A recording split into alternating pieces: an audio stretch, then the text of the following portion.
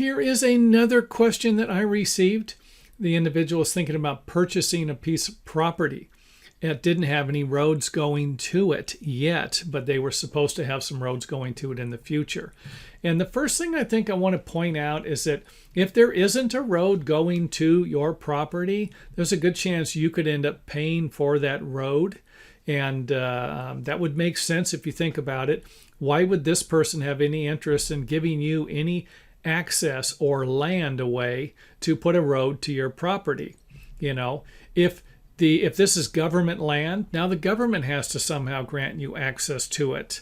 So don't get caught up. The first thing I want to point out is just don't get caught up in any sales hype. You know, this property, you might be able to buy 5 acres for $200. Well, if you can't get to that property, you know, it's not going to be worth, I don't want to say it's not going to be worth $500. You know, if you're 200 yards off of a road and you've got to get through somebody else's property and they're not going to allow you to get through it, you know, and the neighbors around them aren't going to allow you to get around to your property, then it's really not going to make any sense to purchase the property. So, you know, if you're going to purchase it in hopes that later on you'll be able to get to it, knock yourself out. Just don't get caught up in a false dream that you're not going to have to chip in. You're not going to have to pay for that road, because private roads are usually maintained or built with money that come from the property owners. So if a tree falls down, you know, in right here, let's say, and this guy doesn't got to get to your property or this property, this guy could care less. You know, hey, we need you to help pay for this. No, I'm not. That's your problem, you know. And how many problems are people actually going to think? I have seen this too many times. If a road is going through someone else's property, it's not uncommon to have somebody who doesn't know, who lives back here, think that these people who own this property need to actually maintain this road when that might not be the case. So if you do end up purchasing a property, you need to also consider, if the road is not there, I should say, you also need to consider whether or not you can actually deal with these people.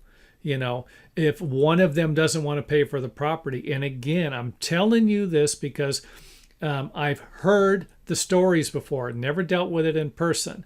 But if one of these people doesn't want to pay for it, and let's say this person doesn't want to give you an easement, but you already own the land here, and this person doesn't want to help either, but they would like to have a road.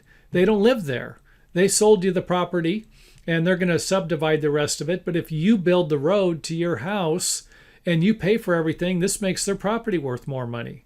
So I think to sum everything up for this, if you don't have a road going to the property, probably pass on the land. Don't worry about it. Let someone else get it. You know, if you have a promise from this person that this person's going to give you an easement, forget it.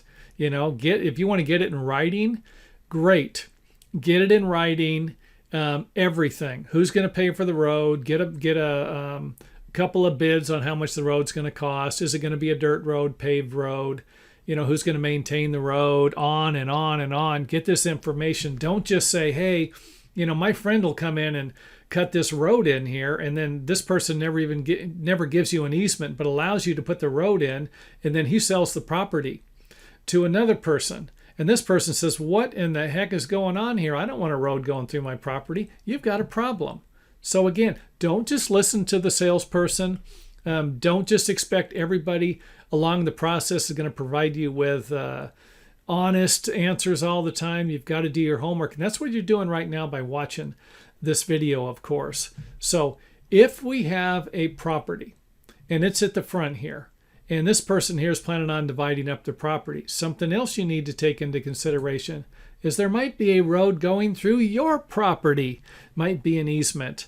And if this is something you might not want to deal with, I'm sure you could always go around your property. I got that. But if it's the only path, if it's the easiest path, if there's a river on this side, if there's a canyon, a valley, a hill, guess what? Probably going to go through your property. And I need to also point out the more properties, probably the more headaches. So let's say you don't have a road, you want to put one in, and it's going to go, where's it going to be located? If I move this one all the way over to here, then it makes this property a little more valuable. If I just cut it right down the center, the property on the one side you might not be able to get to it as easy. If they got to build a bridge here, for example, or something like that, who's going to pay for the bridge? It's going to be on your property. Your property is now worth a lot more money because it's got a bridge on it. You could sell that bridge in the Monopoly game for $200 and pass go with it. Okay, probably not. But there are times when a road cuts through a property and then makes it difficult for the other piece of property to be used or even accessed. And I'm not suggesting this is going to be the case if you have 10 or 15 families that live off of this road. You're just going to have more traffic if you live closer to the front. If I live here and I got 10 families back here, I've got 10 families coming through here. If I live at the back, I'm the last person. I'm not going to have anybody coming through here. The road stops right here. I'm going to benefit the most from that as far as having the least amount of road on my property, area or square footage wise. But at the same time, I'm going to have to make sure that more of this road is maintained. If there's a problem here, it's going to affect these two people. If there's a problem here, it's going to affect these three people. If there's a problem right here, only person it's not going to affect is this person. So, and they're not going to be as motivated to fix the property or even chip in. Why should they? It's not bothering them. Might be a private road. This person might have even, all of these people would have provided easements for the road to go through their property, but who's going to care? If you have a tree that's fallen down right here and it's not affecting these two people, they can drive in. They're not in a hurry to get the tree out of the way. What's the worst thing that's going to happen? You're going to park on their property. Hey, whatever. Park on this side that we're not using. Don't park on our side over here. And but these are just things I want to point out about access to a piece of property.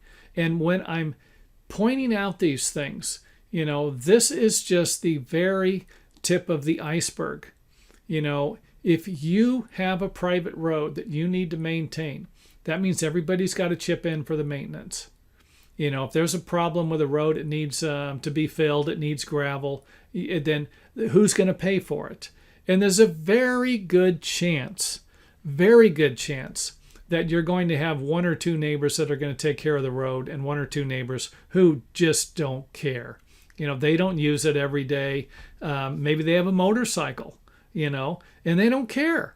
They can go around it. If a tree falls down, they'll just throw some dirt over it and make it into a jump where they can jump over it with their motorcycle. Maybe that would be to their advantage, So flooding, another problem.